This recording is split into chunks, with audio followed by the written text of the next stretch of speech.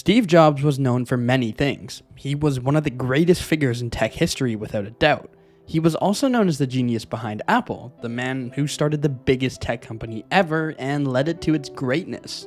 However, not many people know that Steve Jobs was not always part of Apple's staff, and was actually forced into leaving in 1985. So let's talk about it from the beginning.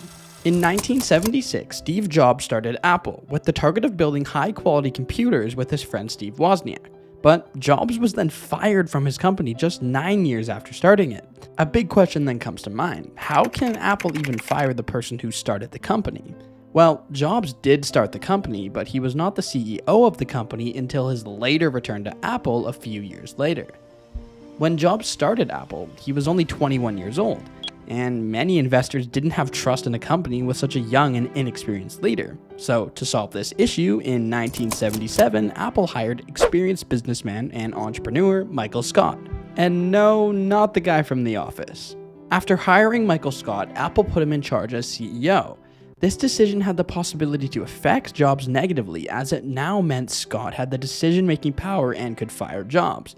But it also meant that Jobs had more time to be creative and work on new products, since Michael would handle many of the issues Apple faced. However, in 1981, Michael Scott left Apple, and 2 years later, in 1983, John Scully was brought on as Apple's next CEO, after Jobs convinced him to leave Pepsi. But this is where things began to escalate: John Scully and the fight with Steve Jobs.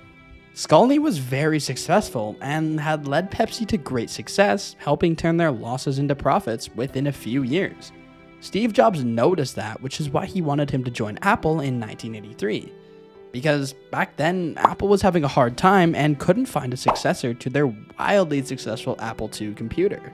After Scully joined, Jobs then led the development of a new computer codenamed Lisa, which was technologically superior to anything at that time. However, Apple sold the computer for $10,000 US, which would be around $27,000 in 2022. And of course, this insane price tag made it a commercial failure and initiated many disputes between Jobs and Scully. The Macintosh and Jobs leaving Apple.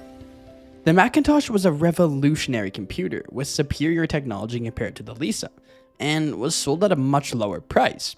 However, Jobs and Scully ended up in a massive dispute, with Jobs wanting to sell the Macintosh for $2,000, making its price close to that of IBM's latest computer, while Scully wanted to sell it for $2,500 to cover the previous losses with Lisa. Apple's board then sided with Scully and priced the Macintosh at a higher price, leading to yet another decrease in sales, as many users preferred buying the cheaper IBM computer, because it was simply more cost efficient, even if the Macintosh was superior in technology, which meant Apple's new computer was yet another failure. This problem then caused a further rise in tension between Jobs and the board, and the board then insisted Scully control Jobs more and lower his responsibilities, since they were convinced that he was wasting the company's resources, working on expensive projects with little potential. Jobs knew that Scully had decided to reduce his responsibilities in the company, and of course didn't receive that well. He then decided to join a few of the other employees to form an alliance with the aim of removing the original board. But this failed, and Scully learned about it, and instead called for an emergency meeting to address the situation. At this meeting, Jobs was told that all power was going to be taken away from him, and that he would no longer contribute to day-to-day decisions or lead any projects. Jobs was obviously offended by this proposition and instead asked the board to vote for who they wanted as a leader for Apple, genuinely believing that the board would choose him instead of Scully.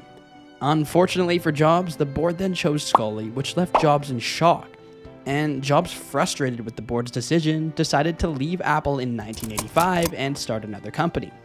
And because of the creative genius Steve Jobs is, in the same year he left Apple, he created Next, a computer workstations company, which ironically was purchased by Apple just years later.